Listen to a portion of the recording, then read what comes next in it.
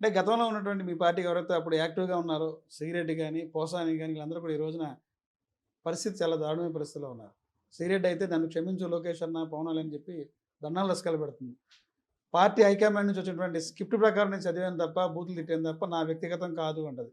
నిజంగా మీ పార్టీలో ఉన్నటువంటి అని నాయకులు ఎవరన్నారండి? అని శ్రీరెడ్డి గారు శ్రీరెడ్డి, అన్నారు. శ్రీరెడ్డి డైరెక్ట్‌గా వీడియోలో ఉందా? డైరెక్ట్ వీడియోలు రిలీజ్ ఆ! చేశారు. అది చెప్పట్లేదన్న డైరెక్ట్ వీడియో రిలీజ్ చేశారు కదా! అన్న నిజంగా నేను మా అట్లా నాయకుడు పార్టీలు తిట్టి ఎంతవరకు కరెక్ట్ అంటారు? ఎవరు మేము అంటే స్క్రిప్ట్ జగన్మోహన్ రెడ్డి గారు అలా తిట్టిస్తామన్నా? తిట్టిస్తాం అనేది ఆనందపడతారా? అన్న మేమెందుకు తిట్టిస్తామన్నా? తనకి ఇప్పుడు ఆంధ్ర పాలిటిక్స్, తెలంగాణకి తనకేం సంబంధం? తను జగన్మోహన్ రెడ్డి గారి మీద ఇంట్రెస్ట్‌తో ఆయన్ను అభిమానించినటువంటి నాయకుల్లో తన సొంత అన్న మాటలకి మాకు ఆపాదించి ఇప్పుడు పోసాని గారు సజ్జల గారి స్క్రిప్ట్‌తోనే నేను మాట్లాడానని చెప్పి ఈనాడులో పెద్ద ఐటెమ్ వచ్చింది. అది ఐటెమ్ ఎక్కడ ఆయన చెప్పిన వాస్తవం కాదు. ఈరోజు అక్రమ కేసులు ఏం జరుగుతున్నాయంటే వాళ్ళ మీద కేసులు పెట్టిన తర్వాత వాళ్ళే ఒక మెమో అంతా తయారు ఒప్పేసు చేసుకొని మొత్తం రాసేసుకొని ఒప్పేసుకున్నారని చెప్పి రెడీ చేసుకొని సంతకం పెట్టమంటారు. సంతకం పెట్టడం వరకే వీళ్ళ పని తప్ప మిగతా స్క్రిప్ట్ మొత్తం వాళ్ళు రెడీ చేసింది. అంటే ఇప్పుడు ఏ రోజు ఇప్పుడు ఎవరైతే అరెస్టులు చేయబడ్డారో వాళ్ళందరూ కూడా ఇదే చెప్తారు. ముమ్మాటికి పార్టీ అక్రమ ఇచ్చేటువంటి అరెస్టులు అన్న. దాంట్లో మొహమాట ఎన్ని అక్రమ అరెస్టులు, ఇవి నిలబడే కేసులు కాదు. ఇప్పుడు నిజంగా ఇందులో వాస్తవం ఉంటే ఈ అరెస్టులని రాజకీయ కక్షాదింపు అంటారా? ఒరిజినల్ ముమ్మాటికి ఇది పొరపాటు. రెడ్ బుక్ రాజ్యాంగంలో జరిగినటువంటి కేసులే తప్ప నిజాయితీ పరమైన కేసులే ఒక్కటి కూడా లేవు. నిజాయితీ పరమైన కేసులు అయితే ప్రభుత్వంలో తప్పులు జరిగిపోయిన, అన్యాయం జరిగిపోయింది, ఎమ్మెల్యే మీద, మంత్రుల మీద, ప్రభుత్వం మీద మీరు ఎందుకు ఎంక్వైరీ చేయరు? అవన్నీ అవాస్తవాలు. గత 5 ఏళ్ల కాలంలో జరిగిన పొరపాట్లు ఏమైనా సరిదిద్దుకునే ప్రయత్నాలు ఏమన్నా ఉన్నారు వైసీపీ పార్టీ? మేము తప్పులుగా మేము భావించట్లేదన్న. ఎందుకంటే మేము మంచి చేసే ఓడిపోయాం. మేము చెప్పుకోవడానికి మేము మంచి చేసాం, మేము ఈ రాష్ట్ర ప్రజలకు మీ మేలు జరిగి మంచి జరిగిందని చెప్పుకోవడానికి మేము ఎలక్షన్కి వెళ్ళడానికి కూడా మాకు ఒక ఎజెండా, మేము చేసినటువంటి మంచి ఉంది. మీరు మొన్న ఎలక్షన్కి ఏమని వెళ్ళారు? మంచితో వెళ్ళారా? మాయమాటలు చెప్పి వెళ్ళారు. కూటమితో, కుయుక్తులతో 30 మందిని కలుపుకొని ఎప్పుడు మీ రాజకీయ ప్రస్థానం ఉంది ఎవరో ఒకరిని కలుపుకోవడమే కానీ ఇండివిజువల్గా ఎప్పుడన్నా వెళ్ళినటువంటి పరిస్థితి ఉందా? మేము ఓడినా గెలిచినా సింగిల్గానే వెళ్తాం, సింహం సింగిల్గానే గెలుస్తుంది, మేము అధికారంలోకి వస్తాం. రెడ్ బుక్ మీరు అన్నట్టు రెడ్ బుక్ కనుక రెడ్ బుక్ ఉన్నటువంటి రాజ్యాంగం అమలు చేస్తే వైసీపీ నాయకులు ఎవరో రోడ్డు మీద తిరగరనేది హోంమంత్రి చెప్తారు. హోంమంత్రి గారిది ఏముందండి? హోంమంత్రి గారు ఏ స్థాయిలో పనిచేస్తున్నారు కూడా మనము డిప్యూటీ సీఎం పవన్ కళ్యాణ్ గారు చెప్పారు. బయటికి వెళ్తే మమ్మల్ని కొట్టే పరిస్థితి ఉందని చెప్పి డిప్యూటీ సీఎం గారే చెప్పారు. ఇవన్నీ వాళ్ళ మాటలన్నా ఇవన్నీ.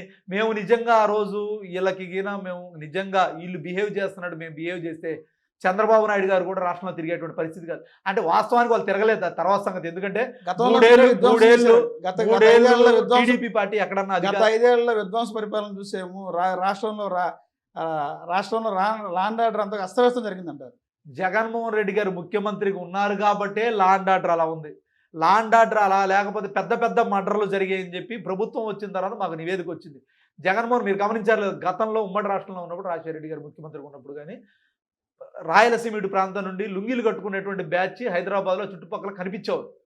మేము అధికారంలో ఉన్నప్పుడు ఎక్కడన్నా రాయలసీమ ప్రాంతానికి ఇంకో ప్రాంతానికి సంబంధించినటువంటి పైరవీలు కానీ ఆ పని చేయిస్తాం ఈ పని చేయిస్తామని ఎవరన్నా క్యాంప్ ఆఫీసుల చుట్టూ సెక్రటేరియట్ చుట్టూ తిరిగే పరిస్థితి ఉందా? అంత నిబద్ధతగా మేము పనిచేసాం. వీరికి మాదిగా 12%, 13%, 10% పై పర్సంటేజ్లు తీసుకొని బిల్లులు చేసేటువంటి పరిస్థితి మేము అక్కడ చేయలేదు. మీ గవర్నమెంట్ ఎలా చేశారు? మేము నిజాయితీగా చేసాం. వాస్తవం ఏది ఉందో జరిగినటువంటి ఇప్పుడు రివర్స్ టెండరింగ్లు విధానంతో ఏదైతే ఆ రోజు టెండర్లో కూడా ఎవరు పడితే వాళ్ళ ఇష్టానుసారంగా పైరులతో జరిగిపోతుందో రివర్స్ టెండరింగ్తో కూడా ప్రభుత్వానికి ఆదాయం తెచ్చే విధంగా మేము పరిపాలన చేసాం. వీళ్ళకి మాకు పోలికేంటి? సొంత చెల్లికి న్యాయం చేయలేని వాళ్ళు రాష్ట్ర ప్రజలకు ఏం న్యాయం చేస్తారంట? అంటే మీరు దాన్ని కూడా రాజకీయం చేసుకోవాల్సిన అవసరం లేదని బహిరంగంగా ఆవిడ చెప్పిన మాటలే కదా, మీడియా ముందు ఆవిడ చెప్పిన మాటలే అనా నిజంగా. నేను అడిగినటువంటి ప్రశ్న బహిరంగంగా ఆవిడ మీడియాతో మాట్లాడిన మాటే. ఇప్పుడు సొంత చెల్లికి తల్లికి న్యాయం చేయలేనోడు రాష్ట్ర ప్రజలకు ఏం చేస్తారని జగన్మోహన్ రెడ్డి రాష్ట్ర ప్రజలకు ఏం న్యాయం చేసాం అందరూ చూసారన్న. ఇప్పుడు ఒక కుటుంబంలో ఏ కుటుంబంలో ఇబ్బందులు ఉంటాయి, అది మనం కూర్చొని మాట్లాడుకోవాల్సిన దాన్ని ఈమె కన్నా ముందు టీడీపీ వాళ్ళు లీక్ చేస్తారు. అంటే ఏంటి? ఏమో స్క్రిప్ట్ కరకట్ట మీద తయారైందా? చంద్రబాబు నాయుడు గారి మాటలో ఏమో నోట ఏంటి? మీరు ఎవరిని విమర్శిస్తున్నారు? అధికారంలో ఉన్న మమ్మల్ని విమర్శిస్తారు, ఇప్పుడు మమ్మల్ని విమర్శిస్తారు. మీరు చంద్రబాబు నాయుడు గారు కోవటగా ఈ రాష్ట్ర ప్రజలు భావించట్లేదా? మొన్న ఎలక్షన్లో నిజంగా ఆమె చెప్పింది వాస్తవం అనుకుంటే ఈ రాష్ట్రంలో కాంగ్రెస్ పార్టీ పరిస్థితి ఏంటి? మీరు వచ్చిన తర్వాత ఇంకా దిగజారింది. ముందు మిమ్మల్ని మారుస్తారన్నారు, అది చూసుకోండి. ఇంకొక అధ్యక్షుడు వస్తాడేమని, పీసీసీ కొత్త పగ్గాలు చేపడతారేమో అనుకుంటున్నారు కాంగ్రెస్ పార్టీలో. అది ఆలోచించుకోండి మీరు.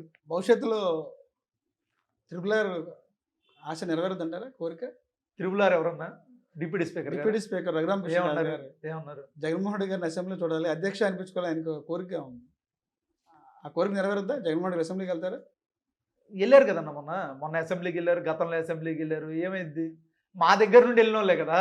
మా దగ్గర ఎంపీ అయింది, తర్వాత ఏదో నీ రాజకీయ ప్రయోజనాలకు విమర్శలు చేస్తున్నావు, నువ్వు కూడా మాట్లాడితే ప్యాకేజీలతో నువ్వు ఈరోజు వచ్చేసి నువ్వు ఎక్కడుంటే ఎండగా గొడుగు పడతావు అని అందరూ ఏమైద్ది? అధ్యక్ష ఏమైద్ది? ఇంకొకసారి నువ్వు డిప్యూటీ స్పీకర్గా ఉన్నావు, అనర్హత వేటై జగన్మోహన్ రెడ్డి గారి శాసనసభను రద్దు చేయి, 100 సార్లు పెట్టిన పులివెందులో మేమే గెలుస్తాం.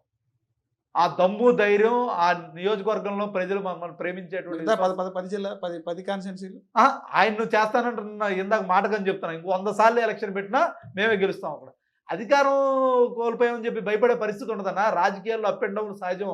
రాజశేఖర రెడ్డి గారు 60 ఏళ్ళకు ముఖ్యమంత్రి గారు అయ్యారు. చంద్రబాబు నాయుడు గారు అంటే సర్లే మాయనమామను వెన్నుపొడిచారా, పక్క పార్టీని లాక్కున్నారా, ఆయన పార్టీ సభ్యత్వం లేకపోతే ఒక వైస్రాయ్ హోటల్లో పెట్టి సొంత పిల్లనిచ్చిన మామ మీద చెప్పులు ఇస్తారా. ఆయన రాజకీయ ప్రస్థానం వేరు, మా సొంతగా పుట్టి ప్రధాన ముఖ్యమంత్రి అయినటువంటి విధానం వేరు. మీకు మాకు సంబంధం ఏముంది?